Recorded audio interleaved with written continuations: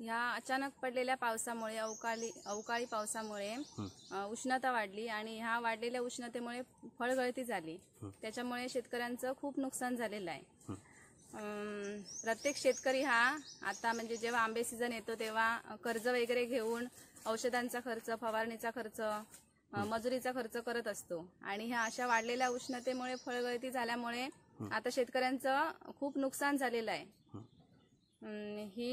हे नुकसान भरून काढण्यासाठी काहीतरी शासनाने पण प्रयत्न केले पाहिजेत, मदत केली पाहिजे।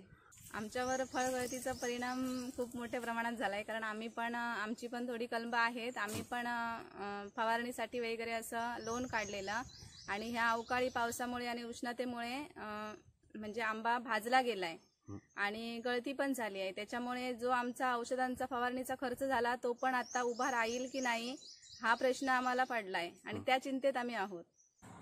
शासनाने बागायतदारांना मदत अशी केली पाहिजे। आधी जे इथे अवकाळी पाऊस म्हणा, वारे म्हणा, जेव्हा थंडीचं हे असतं, उष्णतेची लाट येते, तर अशा ठिकाणी आमचा देवगड तालुका समुद्रकिनारी असल्यामुळे इथे जे पर्जन्यमापक बसवलेले आहे ते सदोष आहेत, म्हणजे त्याचं मापच काय मिळत नाही, कोणीही करता येते।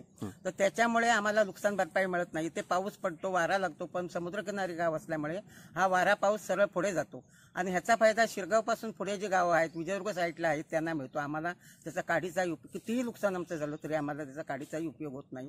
तर मायबाप सरकारने आधी त्याची पहिली नोंद घ्यावी आणि ते व्यवस्थित करावं। आमच्या इकडे हापूस आंबा चांगल्या प्रकारे होतो, परंतु इथे आम्ही फवारणी वगैरे सगळं करतो, फवारणीचा खर्चही अपाट होतो, परंतु साधारण फळधारणा झाली इकडे थ्रिप्स नावाचा रोग येतो। त्याला किती फवारणी केल्या, किती औषधं मारले तरी तो कमी पडत नाही आणि त्याच्यामुळे शेतकरी हैवान होतो।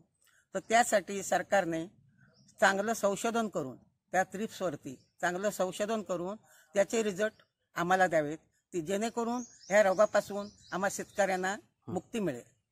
नुकसान झाल्याच्या नंतर आंब्याचा भाव जास्ती प्रमाणात वाढला जातो, त्यामुळे आम्हाला थोडक्या प्रमाणात आंब्या जर मिळत आहे, त्यामुळे आमचं जे काय आमचे जे स्वप्न आहे महिलांसाठी करण्याचे ते आम्हाला करायला मिळत नाही। त्याच्यामुळे आमच्या इथे आंबाच जास्ती प्रमाणात पिकतो, त्यामुळे आम्ही त्याच्यावर विचार करतो जास्ती, कारण आंब्याच्या पासून पोळ्या केल्या जातो, काय नाही काय म्हणजे ज्यूस केला जातो, असे जास्ती प्रमाणात आंब्यावरच आमची प्रक्रिया जास्ती करण्याची जी काय आमची मानसिकता आहे ती, त्यामुळे आम्ही त्याच्यावर फोकस करतो।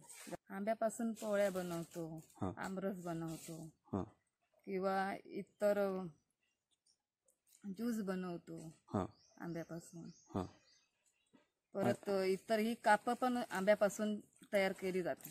माझ्या गटामध्ये 14 महिला आहेत, तर आम्ही 14 असं काय म्हणजे सीझनवर आम्ही करतो, काय पण करायचं झालं तर। आता आंब्याच्या सीझनला आंब्याचं रस किंवा पोळ्या असं आम्ही करून विकतो। यावर्षी तर काहीच मिळणार नाही आम्हाला, कारण आंब्याचंच नुकसान भरपूर प्रमाणात झालं ह्या अवकाळी पावसामुळे, आंब्याची गळती झाल्यामुळे आणि आता हे उष्णता वाढल्यामुळे आंब्या म्हणजे भाजला जातोय, त्यामुळे आम्हाला आता यावर्षी आंबा मिळतोय की नाही